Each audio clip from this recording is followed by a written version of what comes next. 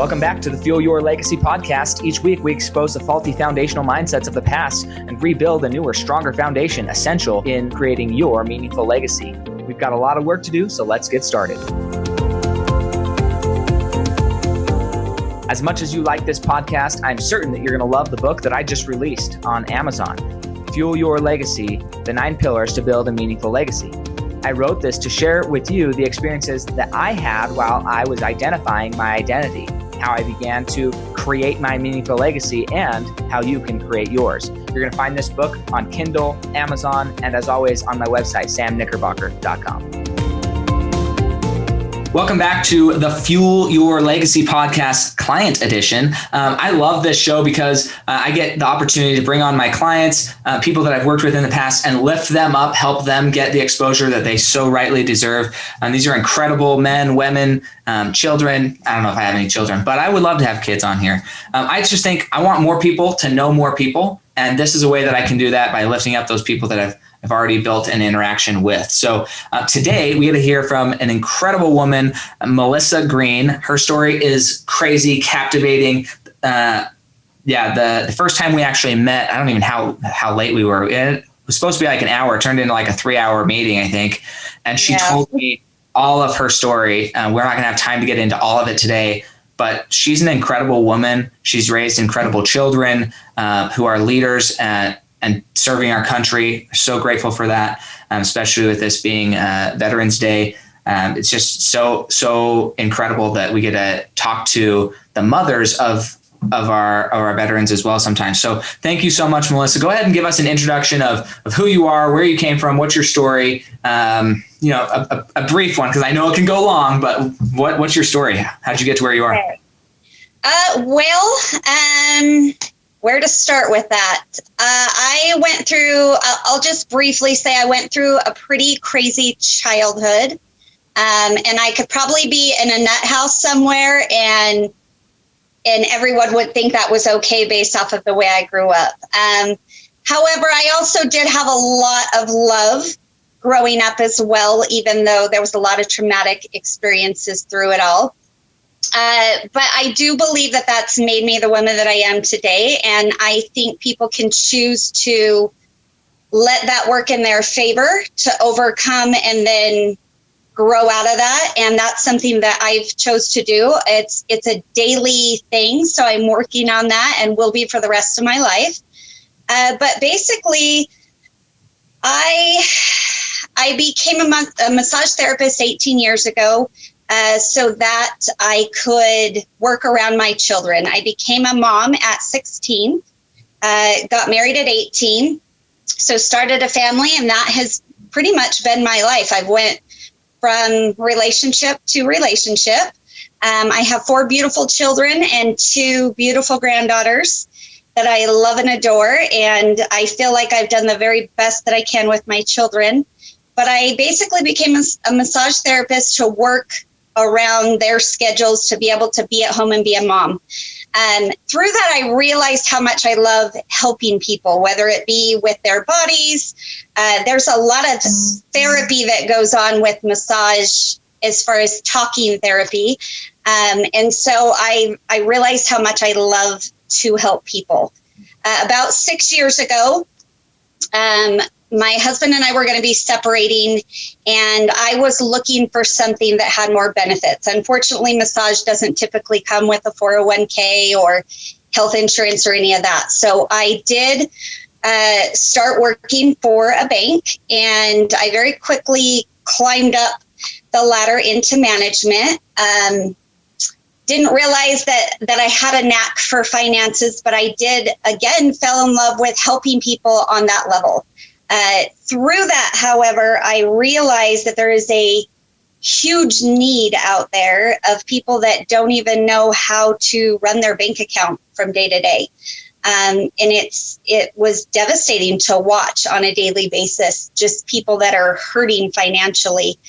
And in my kind of growth journey that I started for myself, I went to a Strengthen Your World event. And Sam Knickerbocker here was one of the guest speakers there.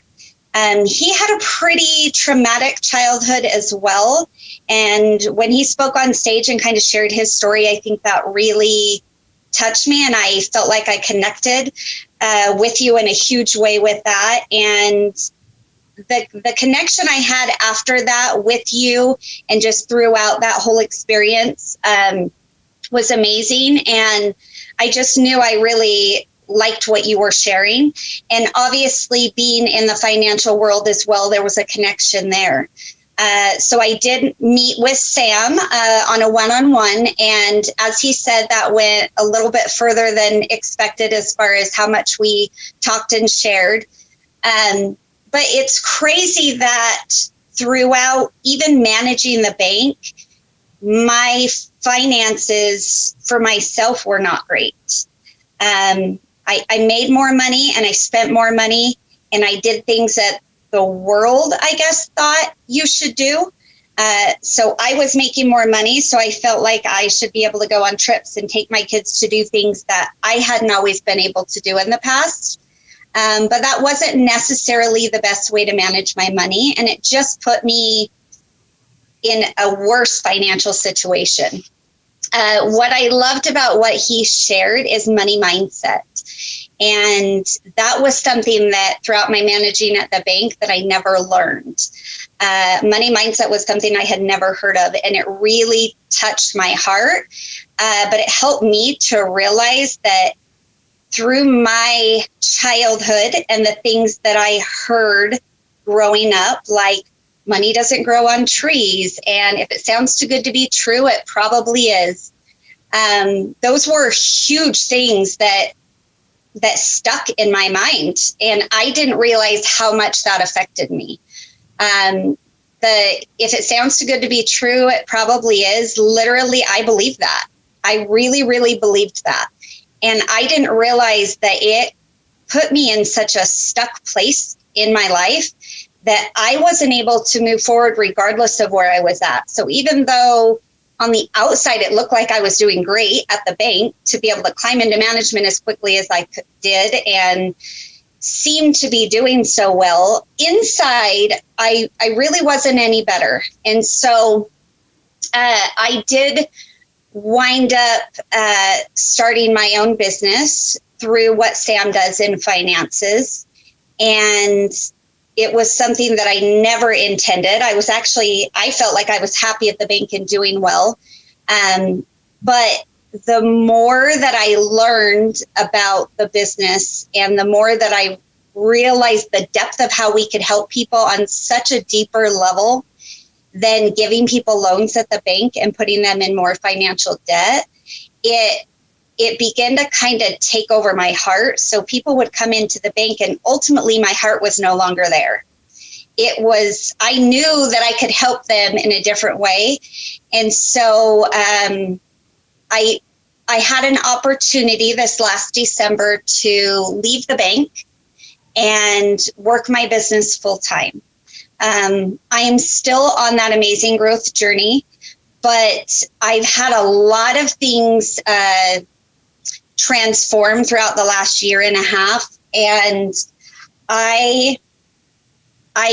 I'm in a much better financial situation, or at least I'm on my way there. I'll be completely out of debt in the next 3 years. And for me, that's pretty amazing considering where I was at, because I didn't quite see an end to that cycle I was in.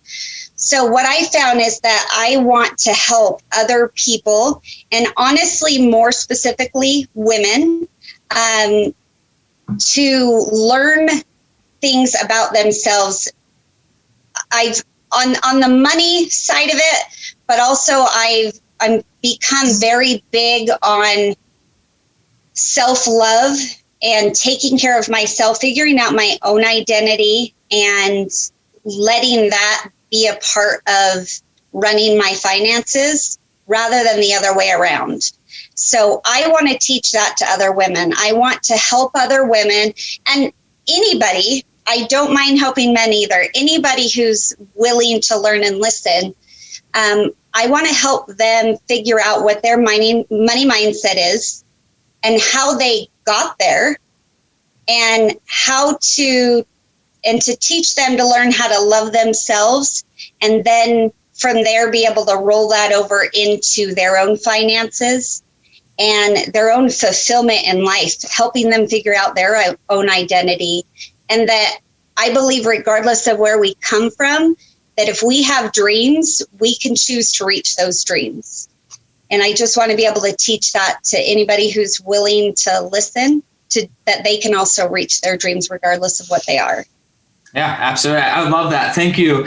And I'm going to dig into your story because I think that right now we have a unique opportunity in life to be a little bit more vulnerable with the people around us. There's an intense lack of connection in society due to COVID and the dismissal of even the idea that humans need to connect just in the sake of safety. And again, I'm not trying to make a political statement here about what should or shouldn't happen, but there's a reality that people are lacking connection. And one thing that I know that can help people connect better is when we get to know them better. So there's an old phrase that I have that I kind of live my life by. And there's there's only two types of people in the world: the ones you know, the ones you love, and the ones you don't know. Okay. So what's cool about that is we have an opportunity politically, and that's a whole nother story, not just the COVID, but politically, there's our country's being torn apart by people who are unwilling to get to know the other side, the other person's perspective, and they're unwilling to listen to that. So I want to help them get to know you a little bit better because I know your heart and I know who you are, and I want them to be able to have that same experience. So, but let's first talk about when you say, we kind of glossed over this too quickly, I think. So your childhood, because there's specific people who listen to this that I think you could actually really help to benefit when you share more details of your story. So you can choose at what depth you want to go, how specific you want to be, right? It isn't necessarily supposed to be it's supposed to be a family podcast. We'll put it that way. But like, what was that traumatic experience? What was, when you say your childhood, like what happened that you specifically feel like there's other women out there that I can help, that I can really help move past something emotionally? Like what was the circumstances that led to that feeling for you? So honestly, from when I can remember, I have a few experiences from my younger years, but to be honest, from when I could remember, at about 7 years old, I was sexually abused by my father until he passed away when I was 15. So it went on for 8 years, again, that I can remember. And through that, it completely created things in my mentality and my mind that carried on into adulthood. So being sexually abused, and again, it was out of fear, which it usually is, but also it was out of a fear of protecting my mom, of her not getting physically abused. So if I didn't submit to him, then I would watch him then hurt my mom. And so I started taking on that I had to protect my mom. And I did carry that into adulthood, that I had to be that protector for people. But also, throughout my adulthood, I've also carried that into other relationships and other situations that clearly sex for me as an adult was very skewered, I guess you could say. It wasn't what it should be. It wasn't that intimacy that you are supposed to have, that one-on-one with your husband that the Bible tells us about. I had a very different view on that. And, it took me a lot of years to realize these things. I started going to church 15 years ago. And it's been through that 15-year process that God has worked with me, through me, and I've learned a lot of things. But it took me a lot of years to realize that I did not have to submit to men. I had a lot of sexual abuse as an adult. I've been raped a couple of times. I've definitely been in situations that I wish I wouldn't have been. And I think through that, that's really it wasn't until my husband and I separated a few years ago that I really started working on me as an individual and building my own identity and even knowing what it is that I loved. I always loved whatever the guy loved in the relationship I was in. So it affected me in a lot of ways that were outside of a sexual relationship, but just that kind of submitting and wanting to please other people was very unhealthy. And so it's just been over the last few years that I've really been able to figure out what I love, who I am, what I enjoy, into a place that I don't allow guys into my home ever. And I know I'm still working on that part of it, but through the last few years, I've been able to really figure out that I love myself, that I love my body, that my body is mine and I don't have to give it to anybody that I don't want to. And I do know that I will find that relationship that I feel whole in. But right now, it's just a matter of I need to work on me. And through that, I want to help other people learn that about themselves. It's been a huge eye-opener. It's helped me to be happy where I'm at, regardless of the situation. I love myself. I love my life. And I definitely haven't always felt like that. Yeah, I think thank you so much for sharing that. Do you mind if I dig a little deeper into this experience? No, you're good. Okay.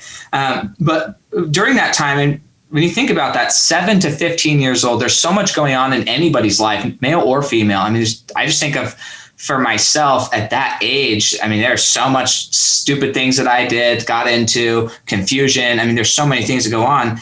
But like, who else knew that this was going on? Like, did your mom know? Did your siblings know? Like, who else knew that this was happening?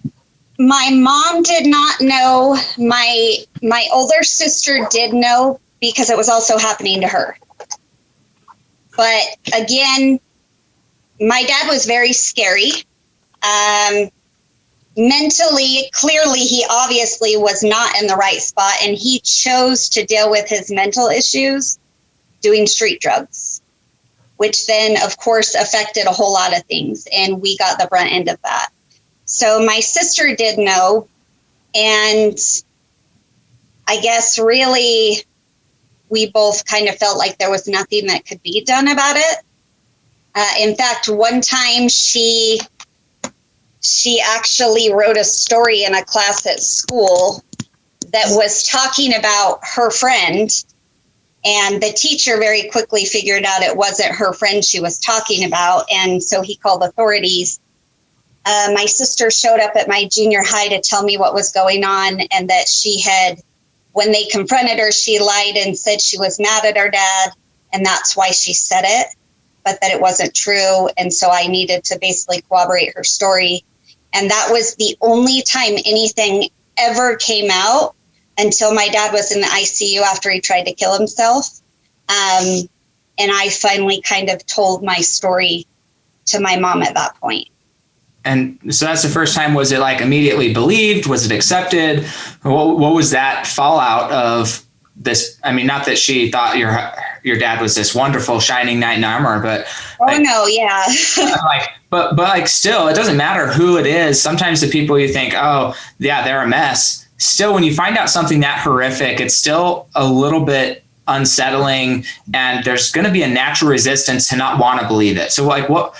Not just your mom, but as it starts to come out to other people and other acquaintances and friends of yours, like, no, that could have not happened to you. I've known you for the last 7 years. What do you mean that's happened? You're like, yeah, it's been happening for the last 7 years. So there's a level of just not, and it's not intentional. I think it is natural human behavior that we don't want to accept something that's too painful, because then we have to deal with it. But like, what was that resistance like when you did start sharing your story? What was that resistance like?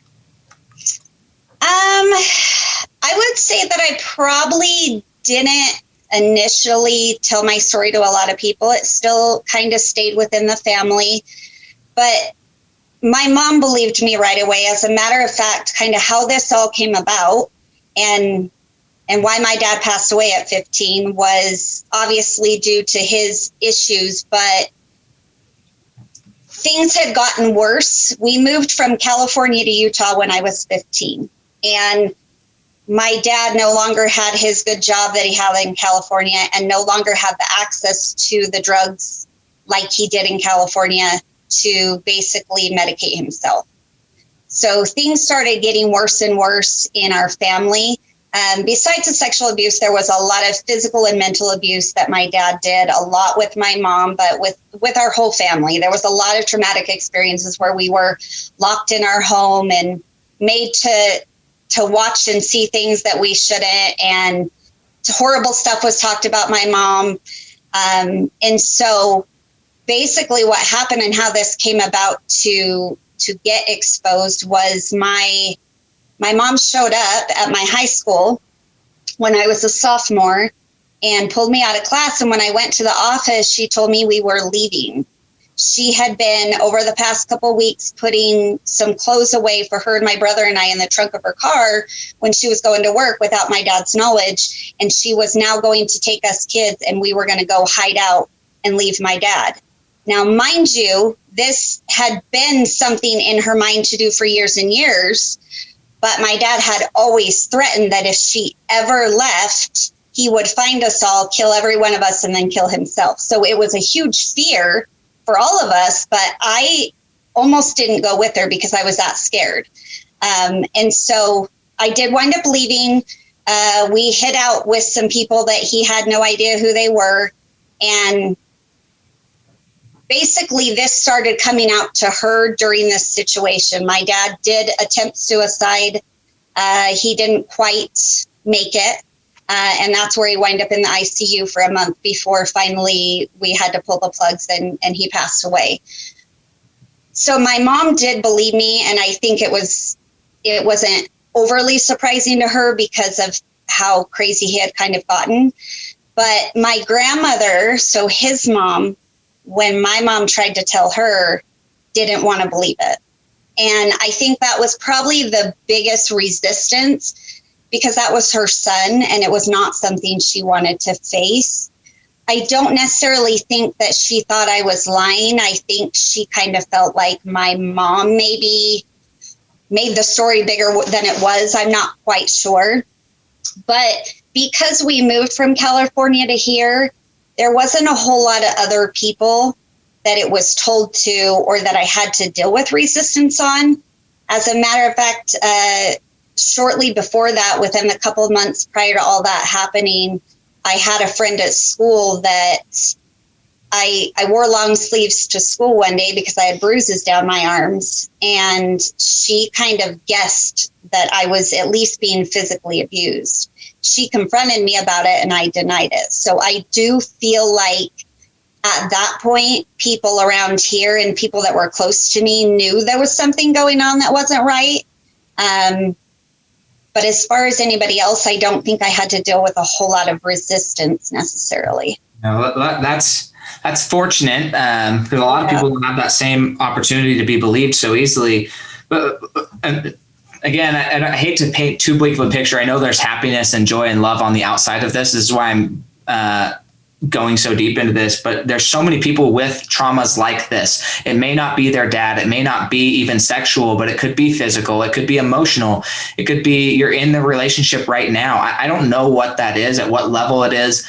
But I think it's crucial that we start to see these patterns and start to know what to look for. So one, thank you so much for being open and sharing this, but what, like outside of that, right? Outside of what was going on inside the home, which we know can easily be covered up. I mean, I personally remember lying to people in my childhood about what was going on in the house. So it's not like, I mean, children pick this up really fast. I mean, it's surprising how quick a child learns to lie and why they choose to lie. And it's all internal. It's not like somebody has to tell you, hey, if you tell anybody or you don't do this, then I'm going to beat up your mom. Like that, it's just an unspoken, I see it happen once and I'm going to let.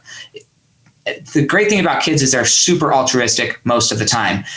We lose a lot of that as we get adults for protection's sake. And again, I'm not saying that you should become that as an adult, but outside of that, outside the relationship of inside the home, say your grandma or other people, like what did the relationship with you guys look like outside of these, I'm going to say isolated experiences, even though there was a lot of them, the inside the home activities? There wasn't a lot of activity outside of the home unless it was with our immediate family. So what I remember as a kid is, my parents had friends that, came around, and those were kind of, family friends that we knew. And then for maybe holidays, my grandmother would come. And every once in a while, I remember my sister and I, like when we were younger, getting to go down to see my mom's mom and her family.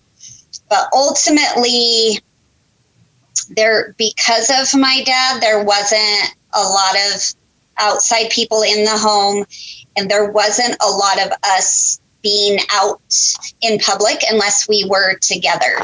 So I remember going to batting cages and go-karts and a lot of things like that with my dad. And I would have friends sleep over, and my dad could be that perfect. We had a built-in swimming pool. So on the outside, my friends thought we had it all. My parents were still married. They weren't divorced. We had a built-in swimming pool in California.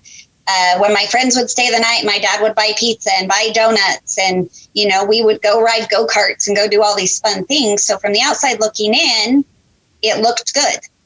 And, it was a very torn relationship because I loved my dad. And honestly, he showed me a lot of love. But then there were just times that were really, really dark. And so I feel like I had both sides. And so I could very easily play it off that things were okay. I learned to build a wall. And that's something I'm working on not using in my life now, because it's very easy for me to put up a wall and have no emotion about certain things. Because I had to learn how to do it, to do that, just to deal with things. Otherwise, I don't think I could have lived any sort of normal life with really what was going on the inside of me. So I just chose to kind of build this wall that I have carried into adulthood. Yeah, and I don't know, in my experience, that's very common with all types of things that happened to me. I had to work really hard to lower that wall. And there's still times when certain circumstances come up and I get communicated to the way I was communicated to as a child. It's real. Like, I can do the mental gymnastics to get over that wall sometimes, but it's so much effort that generally if people start treating me that way, I just remove myself and say, yeah, it's not worth my time, because it's not that I can't. It's either that or I'll explain to them, hey, look, and I personally choose to be more vulnerable. I think that there's power in vulnerability, because I really do believe that there's two types of people, the ones that you love and the ones that you don't know. So the more people who are able to know Sam at his core, the more people are going to love and at least respect me. They may not love me from a perspective of they like what I'm asking them to do, but they're more understanding of my positioning at the very least. And I think that wall, especially if you're not conscious of it, can be really hard to overcome. So I appreciate you sharing that. I'm curious, how does that relate to somebody in their life? Because I don't know how to ask this question really, but there's so many areas. Once you build that wall, once you have that form of protection, because those experiences are so traumatic and so difficult to deal with often, there's so many areas that those habits that you've established to protect yourself, they bleed into every other area of your life, whether that's exercise, eating, financial, whatever it is. How have you seen, how did it bleed into your life? And if somebody's like, well, I don't know what happened to me as a child, they maybe have blanked out that memory. What are some ways that they might be able to see habits in their life currently that could be improved if they were able to heal that experience? I would say there's probably a lot of areas that people wouldn't realize that it would even affect. Because like I said, it's been years of working on me and having those things kind of come to my mind. And like you said, there's things that I will forget, and then something might happen. I might watch a movie. There may be a conversation, and all of a sudden it kind of triggers. And I'm like, wow, I've like, all of a sudden some memory will come from my childhood that I remember that I obviously put away. It definitely has affected my relationships with, with the relationships I've been in.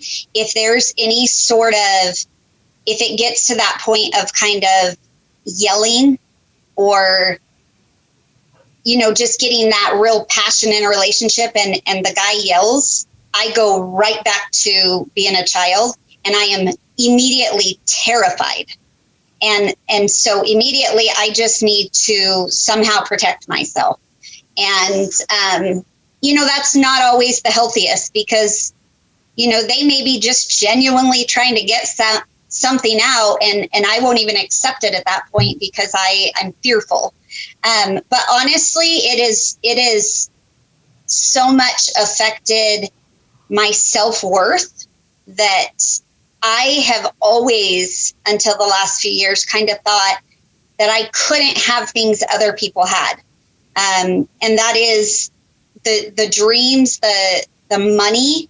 My finances have been hugely affected. I went from relationship to relationship, but also my finances have been hugely affected by that.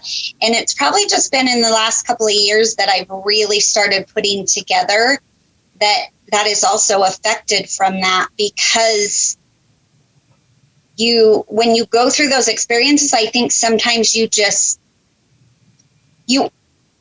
I always feel like an imposter everywhere. And that's really where I think it then affects every area of my life, including finances, because even at the bank, when they would tell me how good I was doing and they wanted me to move to the next level, I didn't see that. And same thing in our business that we do now. Sometimes I'm the one that's putting those walls and those barriers to move myself forward because I don't think I'm worthy to be in that next spot. And I don't think that a lot of people realize that could have that same effect on them. And it may not be from a sexual experience or a physical experience, but people have their own traumatic experiences regardless of what those are. And if that's affecting your self-worth, it very much affects every other area of your life. And my finances have been hugely affected in my adulthood because of that. And it's kind of freeing to realize that and accept it and now be able to move forward and overcome those things. Yeah, I can second it from a perspective of we both have experienced some type of trauma and it's manifests differently, but I think that's huge. And as somebody listening to this, think about, when was the last time that somebody gave you a compliment and you didn't accept it? You're like, oh no, that's not me. I'm not that great. And why? Like most people just end there, but ask yourself, why is that so difficult for me to accept that compliment? Why is it so difficult for me to accept that I actually could be good enough to be in this position? And the contrast is so fascinating to me. If you have a job, like this is the crazy thing. If you have a job or you have debt, either one, you have a job or you have debt, somebody believes in you. And specifically, somebody believes that you're worth more than you think you are. Because if they didn't believe that you were worth more than what they're paying you, they would fire you. True. Right? Their business would be losing money if you were not worth as much as they're paying you or more, right? If you're just even on the balance sheet, they don't want to keep you around. They want to grow their business. So the only reason you even have a job is because you're worth more than what you're being paid. It's just the mathematical reality. And so that should be something that you take heart in and be excited about. Like, somebody believes in me. Same with debt, right? If people did not believe that you were going to pay off your debt, they would send you to collections, stop charging interest, and that would be that. The fact that you have interest-bearing debt, or if you're really lucky, you have a debt that they give you 0% interest on, at least for a period, right? They do that because they believe that you're good for it. So if you're sitting there in financial ruin or financial debt and you're like, I just don't believe I can get out of this, take some heart, like be confident and say, look, at least the credit card company believes I'm going to pay this off. I mean, Very true. like those are some small areas where you can say, at least this person believes in me. Even if I don't believe in myself, at least this person believes in me. That's step one. The other thing is, if people are diminishing your belief in yourself, first thing is you've got to be clear with them that their actions are diminishing your belief in yourself. A lot of people, they aren't doing it intentionally. We all have these traumatic experiences, and we all protect ourselves different ways. And some people protect themselves by lashing out and putting other people down because that's the way they're protecting themselves. They don't even know that it's happening. And so rather than just labeling them as this bad person, hey, don't communicate to me that way, or I'm going to have to eliminate you from my life, you can just communicate, hey, did you know that when you say this, it actually impacts me this way because of my childhood, not because of anything you're doing wrong, but because of my things that have happened to me. When I get communicated this way, this is how I respond. I don't want to respond that way. I'm trying to get better, but the more you do it, the farther and farther it makes it that much more difficult for me. Would you be willing to respect me in my past and change the way you communicate? Right? You can have that conversation very lovingly, very caringly. It does require a high level of vulnerability. Okay. Like I'm not going to sit here and tell you it's just like, oh, it's an easy thing. It requires a high level of vulnerability.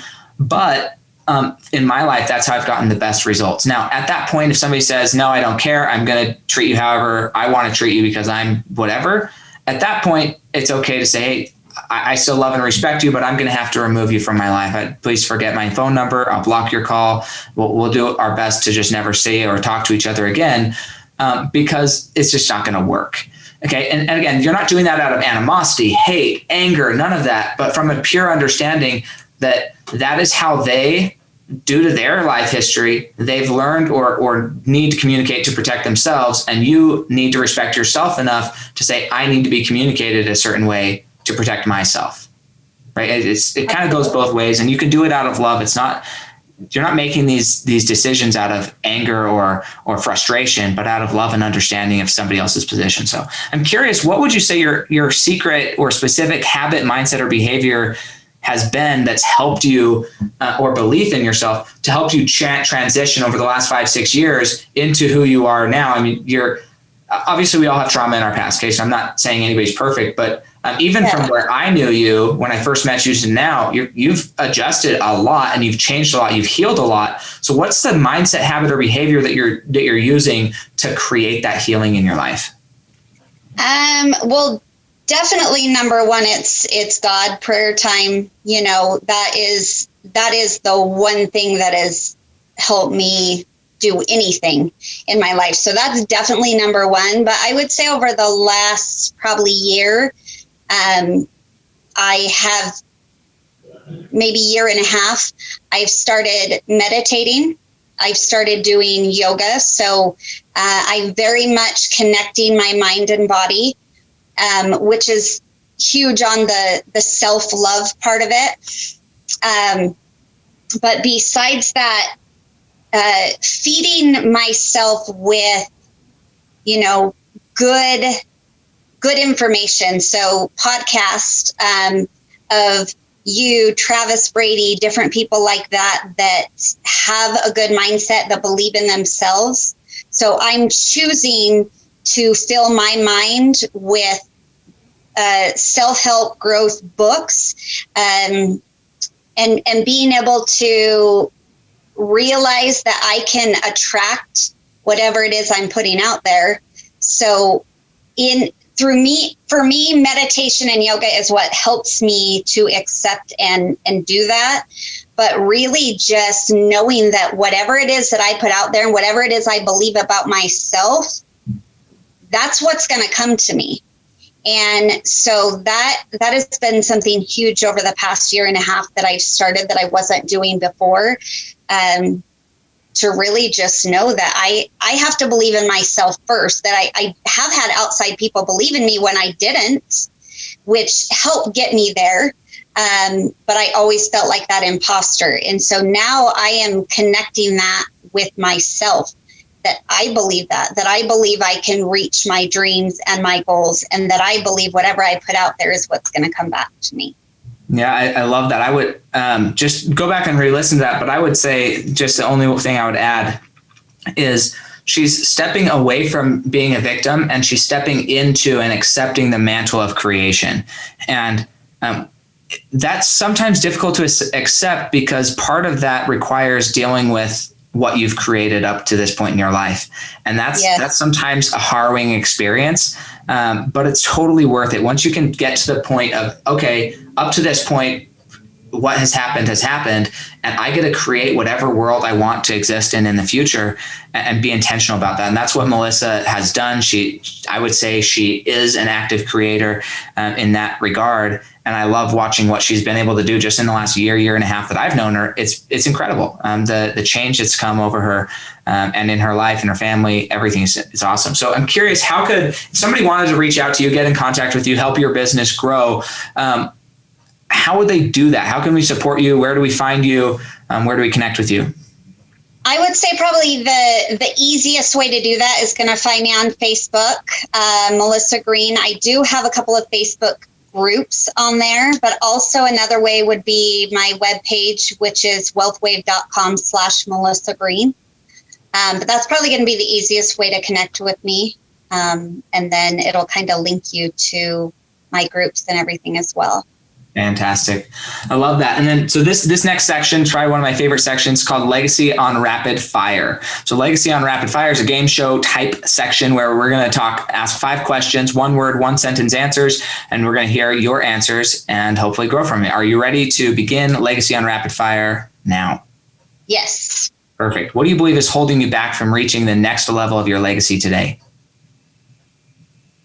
My own thoughts. Okay. And what is the hardest thing you've ever accomplished? Oh, that's a difficult one. I would say letting go of control. It's the hardest thing was letting go of control, even of my kids, of anything in my life. And then trusting God enough to know that he had something better for me than I could even think of. So letting go of control. And what's the greatest success at this point in your life? My children. Love that. What is one secret that you believe contributes most to your success? God. I don't think it's a secret, but for sure. Well, for some people, they're still searching. So what's one book that you'd recommend to the Fuel Your Legacy audience? I have so many. Wow.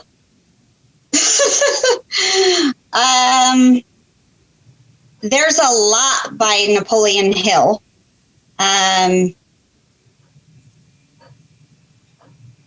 More specifically, the one that I'm reading right now is The Path to Personal Power.